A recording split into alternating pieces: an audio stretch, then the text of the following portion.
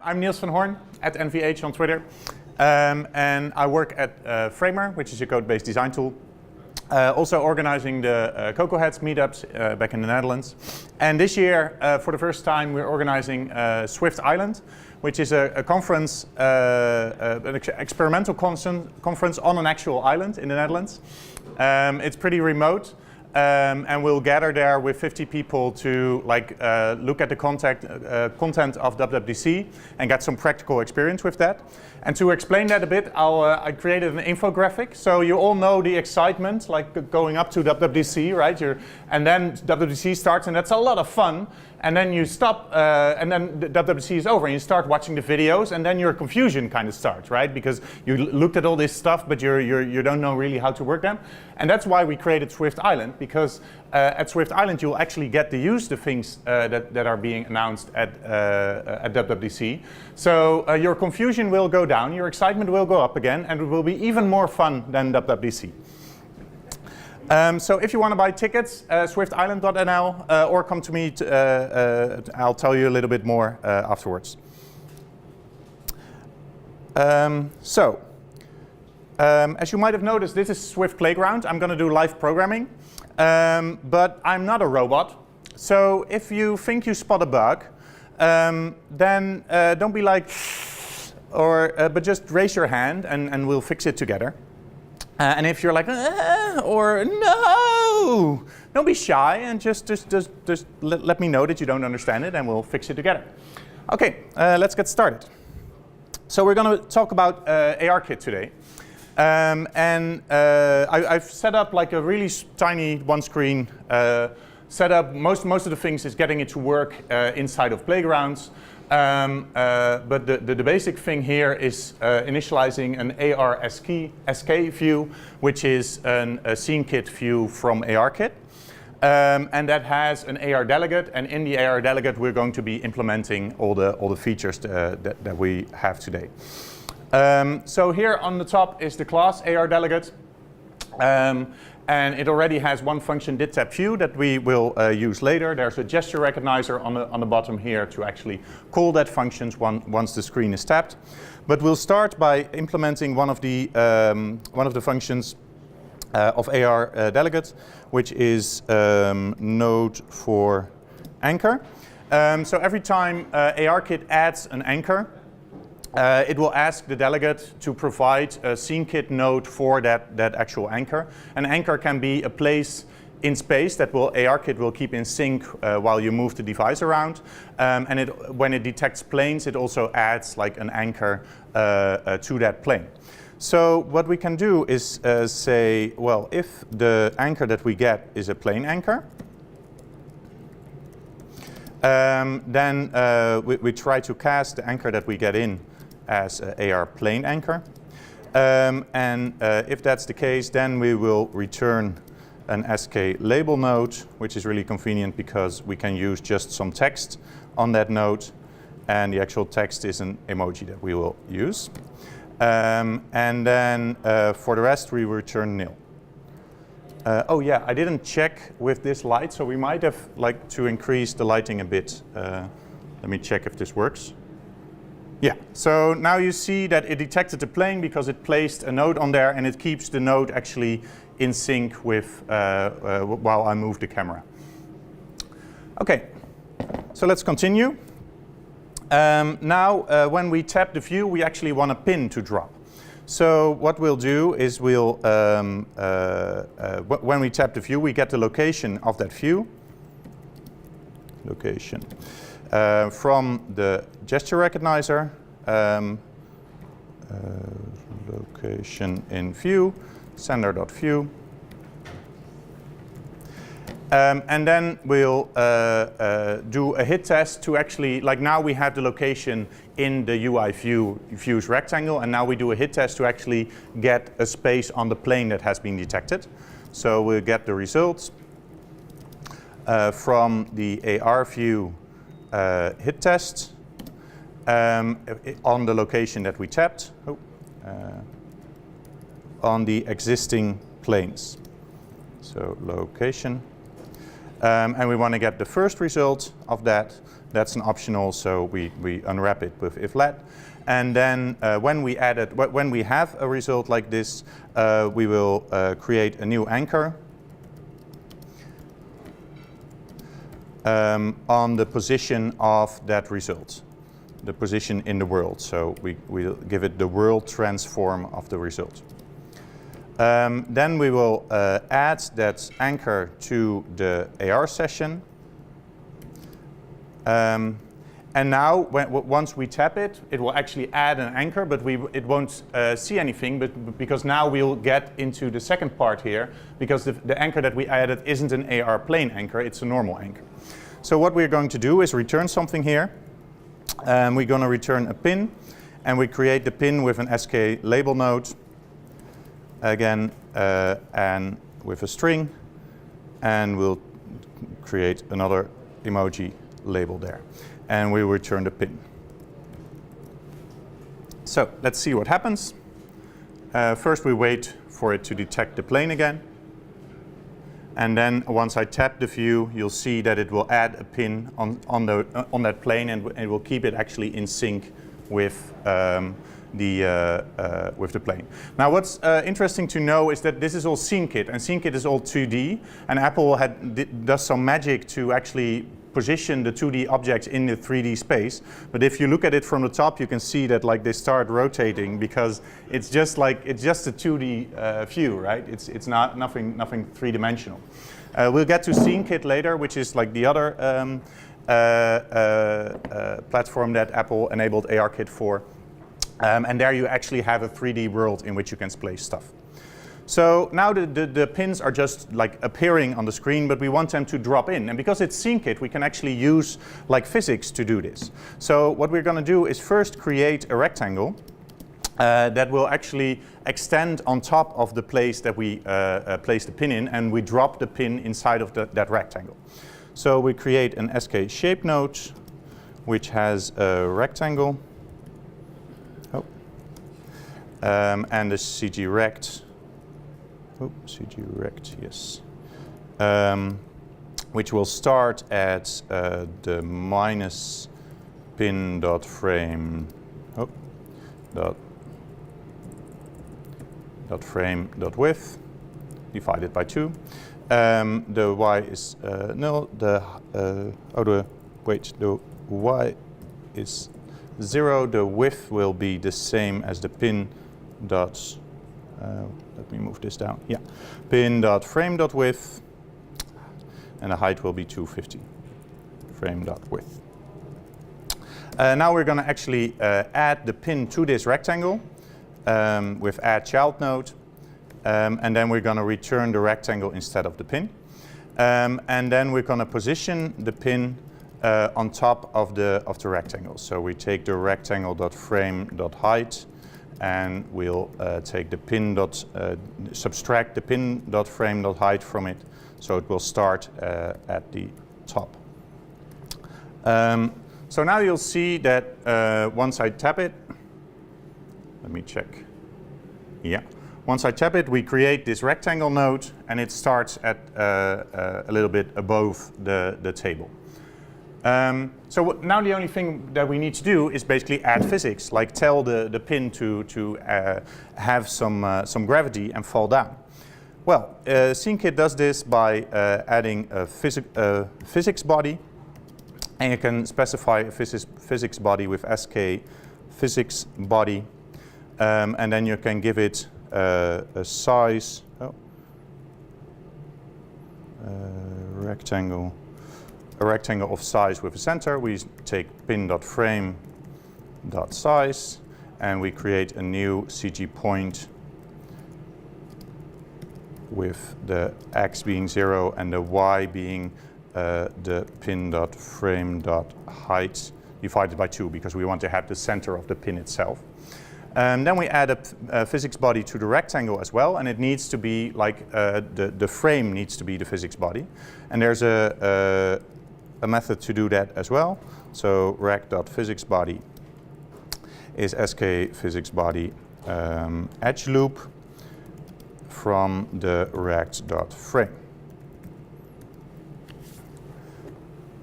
So now once we detect the plane, we can add nodes and we'll actually drop down inside of that. But because this is 2D, the nodes like stay on top of each other because they, it's get better if you like do it like this. Because they collide with all the things, right? You have like, if you have one edge loop, then it's fine. But if you have two overlapping, then it will stack on top of each other. So there's something called BitMasks or collision BitMasks that you can use for this, where you can say only this thing I want to collide with the other things, and the rest things I want to ignore it. So what we'll do is we create a BitMask, which is a uint 32. We'll set it to 1. And then once we've created the physics bodies, we'll add to that physics bodies dot category bitmask, the bitmask what it should collide with, and then the collision bitmask is what it actually, the other things it should collide, it should check collision for. And then you have the rect.physicsBody, and we'll do the exact same thing.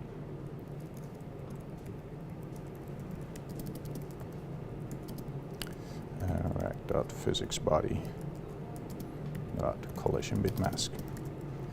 So after we added this bitmask, we should increase the bitmasks by bit shifting the mask itself by 1. And then if the bitmask basically wraps around again, because it only has 32 spaces. So if it's 0 again, then we'll set it to 1. So if we shifted the bit basically out of the scope of the bit, we'll set it to 1. So now, if we check it again, it will actually only collide, like now it won't collide, but if I place them on top of each other, they actually won't collide with each other. So I can place like 32 different pins at the same time. But once I place like the 31st or the 33rd, then it will actually collide again because the bitmasks actually match up. So there's one final thing that we'll do here, and this is actually removing the physics bodies, because like after the animation, after the drop, we can safely like position the node and remove the physics body again, because we won't be needing it. We won't be needing the physics for that node anymore. So we'll do an async after dot now plus 2 seconds.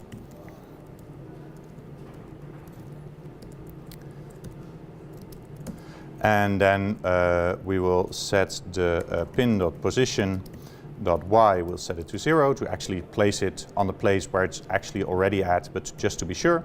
Then we'll reset the physics body, and we'll reset the physics body of the rectangle. And then as a final thing, we will set the line width of the rectangle to 0, so we actually hide it and you can't see it. So the rectangle is only a tool that we use and isn't visible in the space. So let's check again. Now I can place like all these pins around the table, and they will stay there, and they will stay nicely positioned as I move around.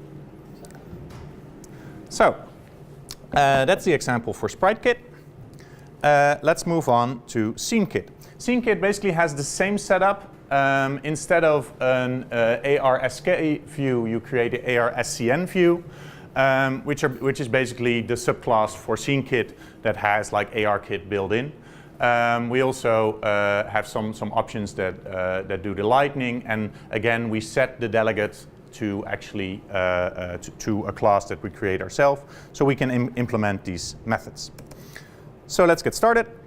What we can do is, once we will add a node, then we actually want to do something. So what we do is we again check if it is a plane anchor. Anchor, oops, as AR plane anchor, and then we want to, when this plane anchor is created, oh, this is iflet, then we want to actually create a plain object to make it visible. So with Sinkit, we had the label node that we could use, but now we actually need to subclass SCN node to get this to work.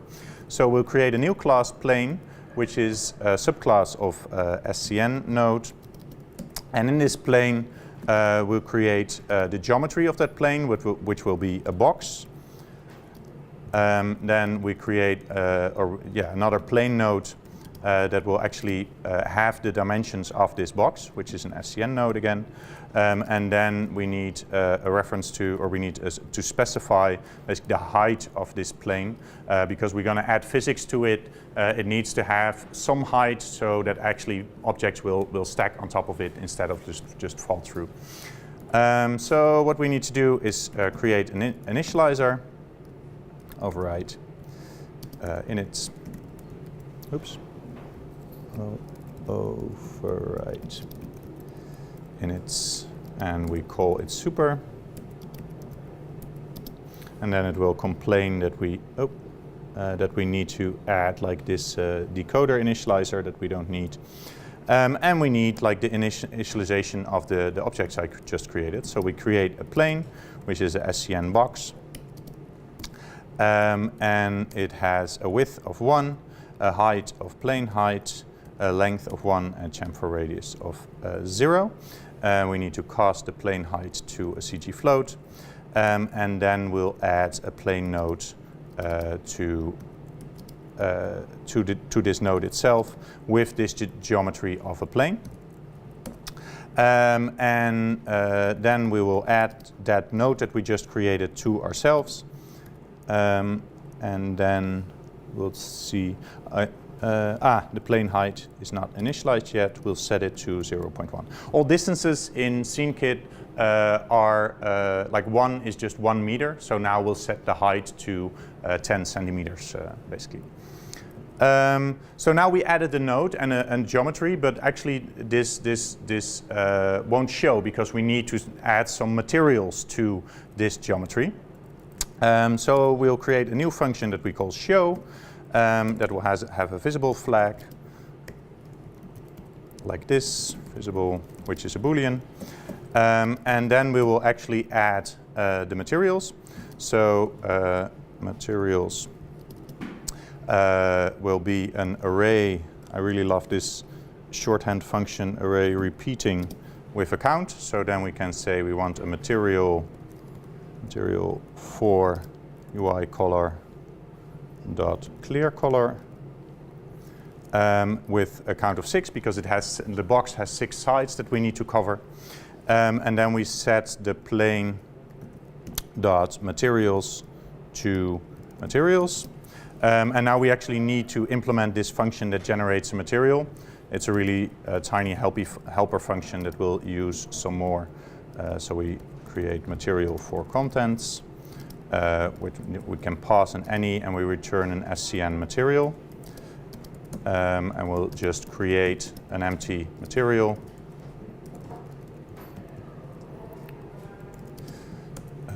To material, set is diffuse dot contents to the contents that we provide, and then set the lightning model to physically based.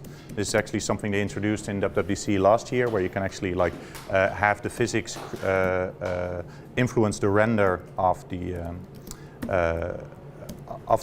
model itself. Then it's still complaining about something. Oh yeah, I'm using the different syntax here. So now we set these materials. Oops. Oh. It really wants to. Thank you for fixing it. Yes, okay. But now we need to do something with the visible flag here. So if we actually add the visible flag, then we can create a color. Let's create like this nice little green color and make it a little bit transparent. And then set the materials dot 4, which is actually the top half of the box that we created. Set it to material for this color. And then we need to make materials afar to actually make it work. So now we have created this plane node, but we still need to add it to the scene. So we have the node here, and we can add child node, the plane. But now the dimensions that I created here are just like out of thin air, right? It's 1 meter width and it's 1 meter height, and it has some height, but it detected a plane of some dimensions. So we're going to create a new function which is called update. Update for anchor, which will pass AR plane anchor.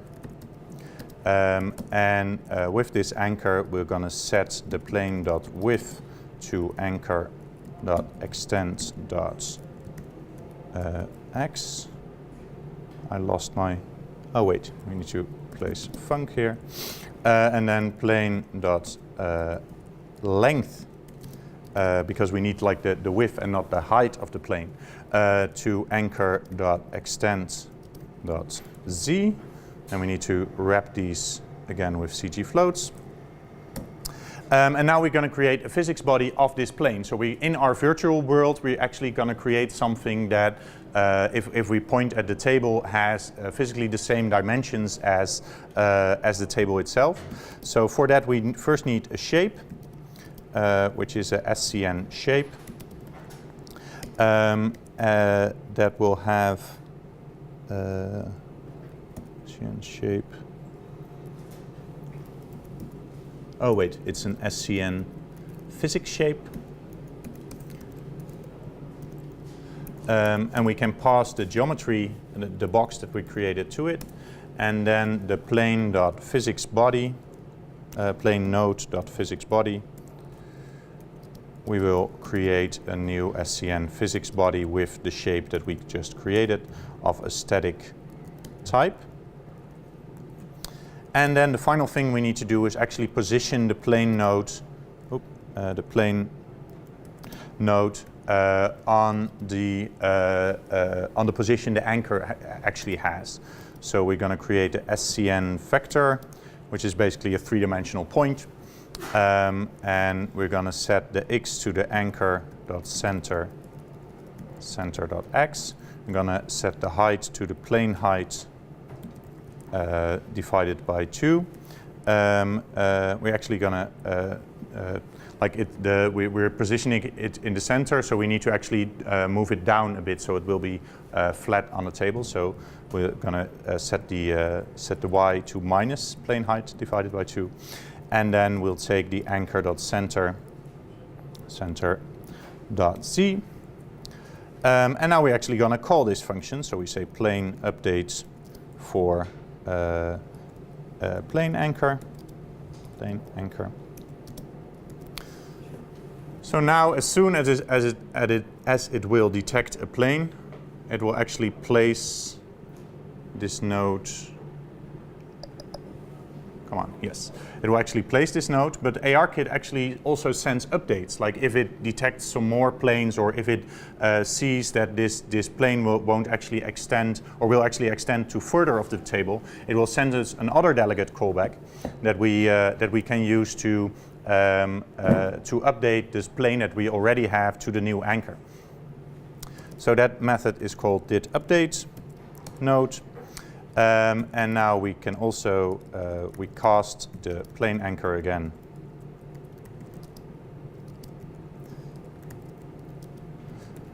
AR plane anchor. And now we need the plane, right? So we need something here to get the plane out of. Well, we're going to create a new dictionary that we can look up the plane width. So we put the plane anchor in here. So let's create that. It's a variable called planes, and the type is AR plane anchor to plane, and we initialize it with an empty dictionary. Then we need to add it here. So here planes dot plane anchor equals plane, and now we have the plane here. So we basically can say plane dot update for plane anchor.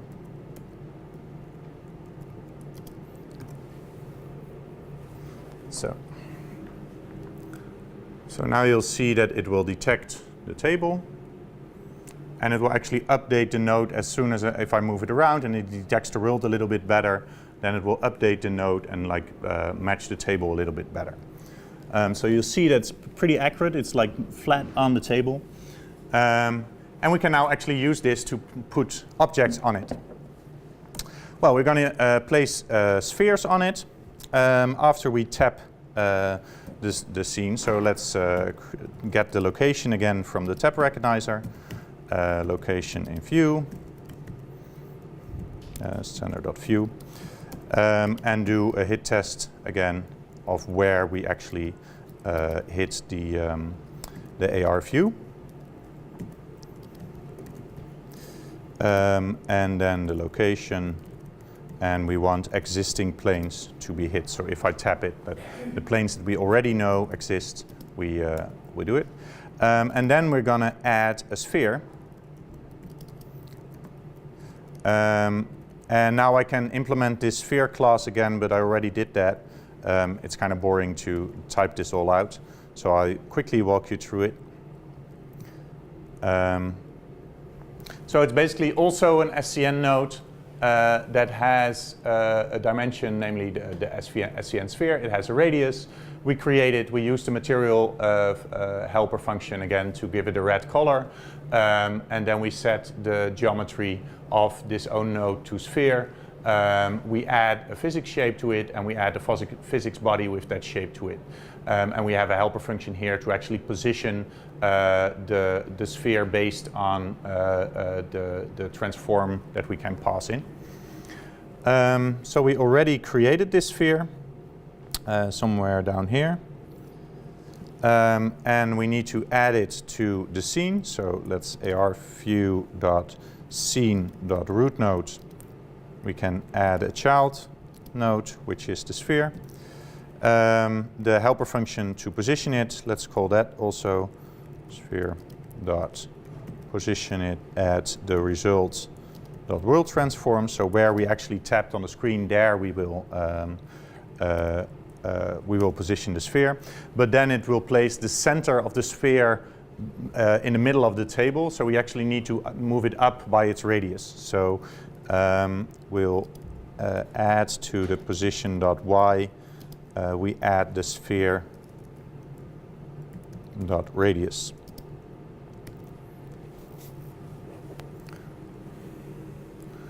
So now when it detects the table, yes, there we go. I can actually tap it, and you'll see these balls appearing. And I can, if I place them on top of each other, they will actually start rolling off the table.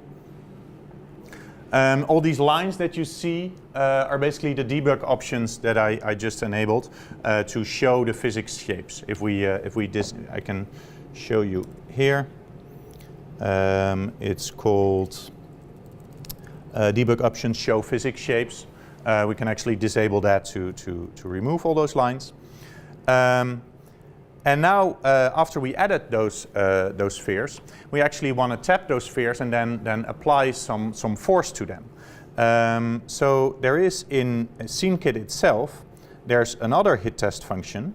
Let me go here. Yeah, there's another hit test function that we can call on ARView, and it has a quite similar but a little bit different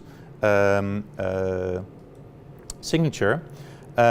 Because instead of the types of hits you want to do, you can pass in options. And then that's actually the function of Sinkit. So we're actually going to use that. Oh, hit tests, come on. Whoops, yes. So we're going to use that. We don't going to pass in any options, but we pass in the location. There we get the first location again. And then what we're going to do is say, well, if we actually, if this result that we have, the node that we hit is actually castable to a sphere, so if we actually tapped a sphere, Then we're going to apply force to this sphere. So the force that we apply will be the results dot local normal. And this is actually a property that will give you a vector, so basically a direction on the surface of the object you touched. So in case of our spheres, like if I tap it right in the center, it will point outwards towards it. But if I tap it like a little bit on the top, then it will point like diagonally up. So what we're going to do with this vector is we're going to inverse it. So it will actually go back into the ball, into the sphere. And then because the vector is just normalized, we're going to multiply it by 2 to have a little bit more force. And then we're going to apply that force to the physics body as an impulse. And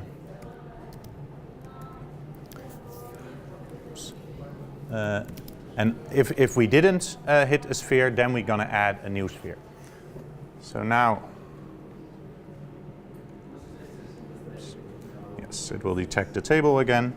I can place a bit of balls and I can tap them to actually shoot them away and actually place them in a row and tap them. And if I tap them a little bit on the bottom, then they will actually jump a bit because the vector will go up a bit. So to finalize this, I've created a little helper which I call image iterator. I won't go in too much detail what it actually does. I will post this this code online and you can look it up. But now I'm going to iterate to some images. Let's make it big. Let's detect the table again. There we go. And now we can actually place our pool balls. And then place another one here to actually hit it. Oh, sorry. We'll do it from here. So, and we created our own pool game. So, and we can even do trick shots. So if you do it like this, then you can like jump over it. Ooh. Ah, too bad. Well, you can try it out with the code. I'll post online. So this is a little pool game. Of course, it needs borders, it needs holes, it needs a little bit more. Maybe I'll get to that sometime. But this will give you a quick overview with like, I think, 5 screens of code, how you can create like a really simple game using ARKit with with the Sinkit tools that are already provided. So thank you very much. Is it possible to detect more than one plane in the scene? For example. Yes, I can show that. Yeah.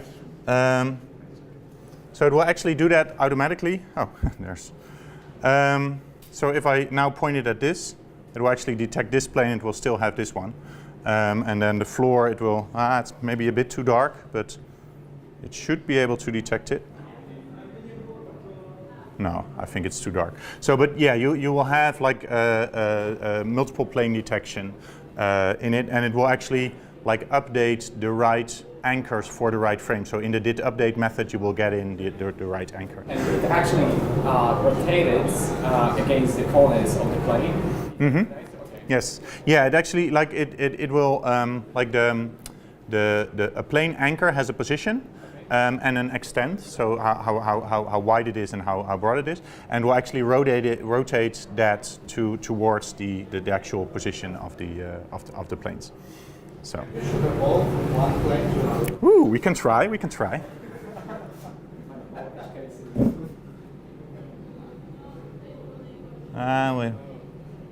to jump. Yeah, exactly. Yeah, there we go.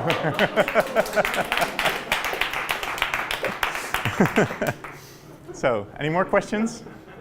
Yes. What's the minimal version of the iPad for the future? I'm not sure. This is an iPad 10.7 inch, an iPad Pro, but I think it will run on a normal iPad Air as well to just run, like, it will run slower, obviously. But I think if it runs iOS 11, then it will. Not every application allows all the iPhones to use different. Yeah, to use ARKit, right? Yeah, exactly. But I think, I'm not sure, but I think the iPads that will run Swift Playgrounds will actually will be able to run ARKit as well. But I have to check. I've got a similar application to App Store. It's called Cash Around, so you can touch the coins. Oh, really? It don't work on my iPad. Oh, okay. Because it's too. Okay. But does that one run Swift? To play with Swift. Yeah. It's I was surprised how good an IDE Swift Playground actually is, because it's like, well, as you saw, like you can program pretty well with it. Cool. Are there any more questions? Sure. Possible to test your solution in automatic way as well? No, that's really tricky because you need like the plane detection and the environment. Of course, you can, like, because an AR SCN view is basically a subclass of SCN view, which is just a Sinkit thing. Everything you do without like the object detection and everything like that, you can test, because then you can just use Sinkit to initialize like your objects and models. But there is no way, for example, to create an AR plane anchor. It can only be detected. So that there's no easy way, at least, to do the testing. And there's also no way to basically feed in a set of data like an image stream or like a gyroscope data into ARKit to simulate that kind of thing. Yeah, it's only manual. Yeah, and actually every time you run it again, it will start a new session, so it will forget about everything it learned in the world up until then. So like it's really a hassle to debug these kind of applications. So, more questions? Okay, thank you very much. If you have any more questions or think of anything else, just come to me or talk about Swift Island, nice conference a month after WWDC. And thanks for hosting me.